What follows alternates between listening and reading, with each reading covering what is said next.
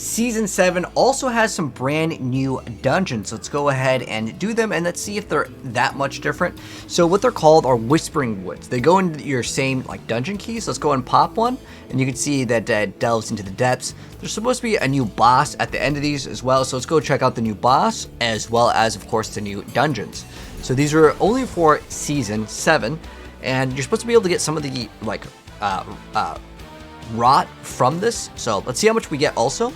Let's go just check out how much rot we have. So it's Wrestler's Rot. We have 1269 on start, and let's see how much we also get when we end. And the reason why this is important is because it is tied to our character's power, as it is part of the witchcraft system over here. So again, 1269 is what we're starting off with.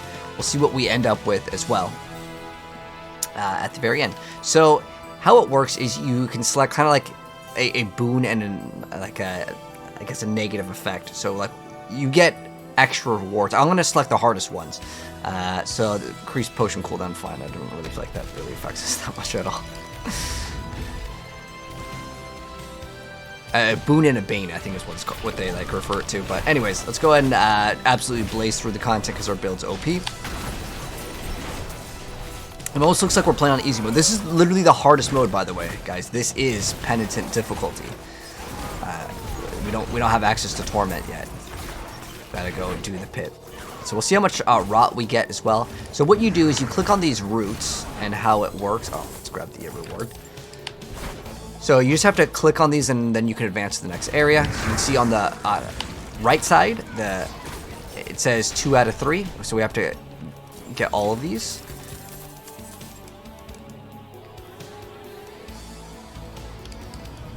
And oh, there's one over here. So in order to progress, you have to click on every single one of these. And there's like 2 or 3 rooms. And then at the very end of the dungeon, there is also a boss. Oh, I feel like the rewards drop a little bit late. So like, since I'm going to give him some feedback as a Diablo partner, the rewards tend to be a little bit delayed as far as it goes. Okay, so I'm guessing these have rarities. We have like orange, yellow, and white. I haven't seen any orange ones yet, but this makes so enemies have more HP, but that's a white. I want the one that gives us the best rewards. This one's extra exposed roots, and you guys saw they give us pretty good rewards. Usually it's like a legendary, right? And then this one gives the roots now give us +1 minor reward. So this one over here gives us an extra root, but this one they all give us another reward. I'm gonna select the hardest one if we can, because I want to see like how hard can we juice up the map, you know what I mean? Or in this case, how hard can we juice up the dungeon? So this is something that is also kind of new. I feel like they're very similar to a Nightmare dungeon, but the layout seems like it could be a little bit different since there's like separate rooms that need to be activated here. But we'll be going to the pit very soon. So we've got 5 in this room. Unfortunately, with this build, to like start picking up the stuff, we'll have to stop spinning. So we got 4 out of 5. Just gonna be one more, and then we're gonna get a new boss too. A new boss at the very end. Should be the new rot boss. Where the heck is this one? Okay, so that obviously probably shouldn't be spawning right there because it's like hidden underneath the like terrain. So I'm saying that one's probably a glitch, but it's not that big a deal as long as you can see it on the map.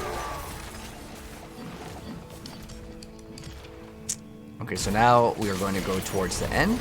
And I believe this is going to be towards this is the end over here, and it's going to be towards the boss. There's a little area over here. I'm going to do like a absolute full clear because I want to see how much rot are you getting and if there's any secrets. Because in some of the Nightmare dungeons for the expansion Vessel of Hatred, there were kind of some secrets. So to see what the layout looks like, this is, well, it's obviously going to be RNG, but I want to say that it's kind of like this because I've done them before. So they're really structured for like these like narrow areas for the first like 2 rooms, and then it's in like a very larger room, and then it's going to lead up to a boss, which is kind of probably a variant of a Nightmare dungeon. Because the reason why I say it's kind of a variant of a Nightmare dungeon is because a lot of the Nightmare dungeons will do this. They'll put like the healing well, and then the boss is over there, and they'll have like one little area that maybe is like a prank or like get nowhere. But let's go ahead and actually do the boss. The boss is supposed to be newer as well. So let's go see what the boss mechanic is going to be.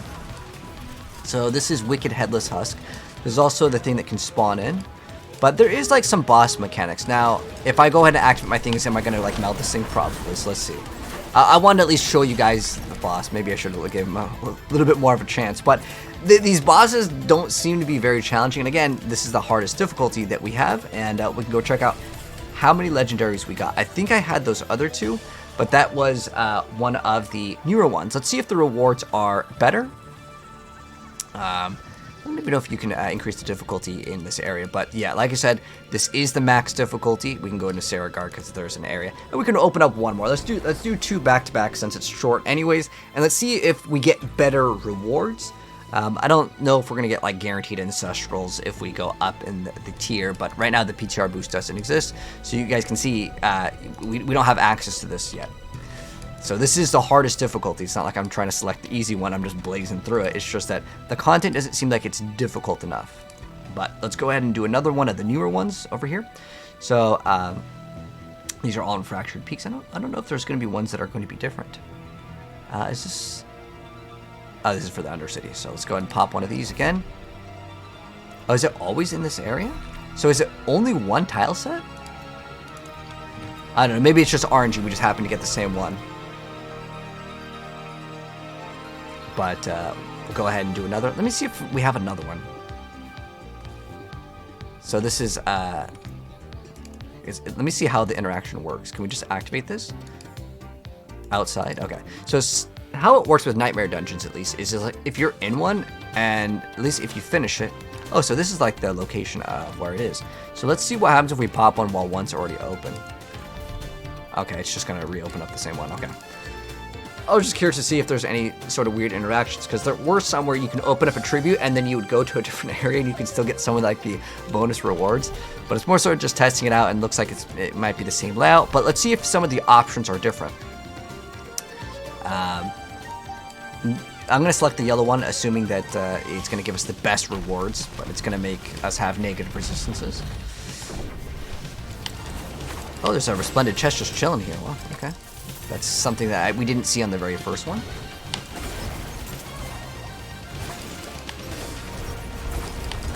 Man, I really like that StarCraft 1 soundtrack, though. All right, so we have 3 routes in the first area, just like we did last time. Maybe it just goes, is it 3 and then 5?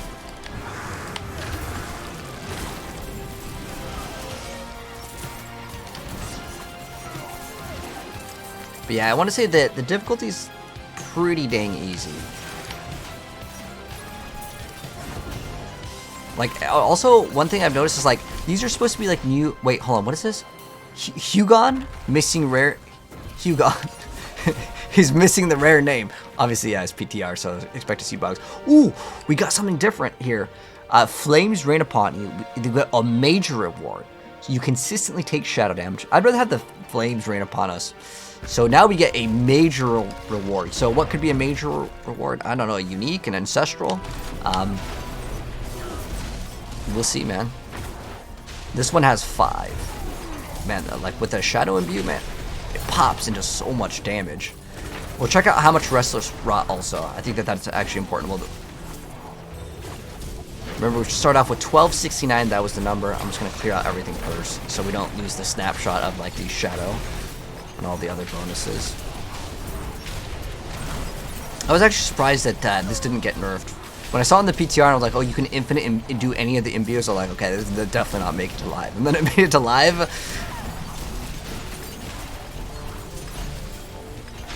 So it's not too difficult, I would say. Now, can you go straight to the boss? Oh, okay, no, you can't. So it does like force you to interact with all of those things, which is fine. It's not a big deal. It's not like it's hard anyways. Oh, so it also spawns in more monsters. So I have to click on all of these. But that kind of takes a second for them to spawn in anyways. So 2 more over here. I mean, there is a decent amount of rewards from this, but it's just like, it's just legendaries, you know? Like, I don't know what else could drop that would make us actually excited in the game at this point. Because most of the time, like, it's just like, okay, it's the same stuff that I've been farming for a really long time. And like, I'm basically just getting it again for seasons. I guess our inventory is like completely full. So in just like 10 minutes, basically, we've got a full inventory. I think I had these 3 items to start off with, but basically, we're getting a full inventory full of legendaries. But like blue items and yellow items, I mean, I'm not even max level, and like, I don't really want to see yellows anymore.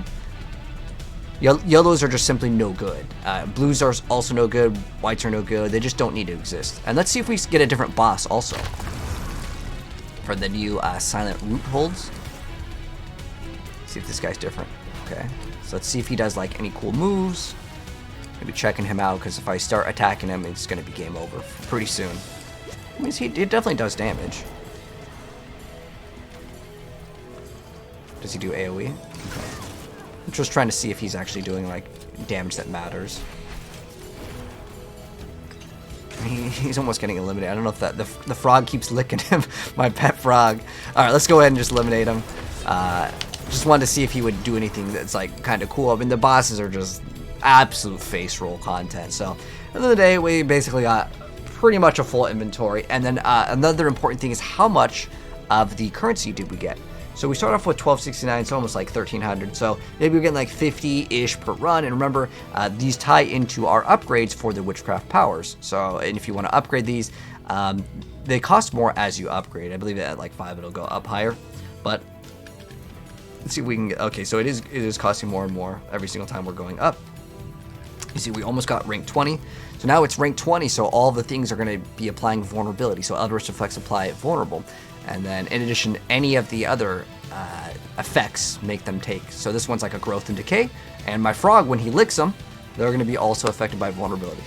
So it's kind of cool. I think the vampiric powers are like cool, like, or the witch powers are cool. It's the same thing as the vampiric season, but for the new, like, you know, little dungeons, it's a kind of a recycled nightmare dungeon. But anyways, guys, you guys let me know, how do you guys feel about the silent Roothold new dungeons? And I feel like the boss could have been way more powerful. Maybe you could give it way more HP, but when it drops something at the very end, make it worth it. Like if it's got a bunch of HP, I'm just gonna skip out on the boss because it's not worth it, right?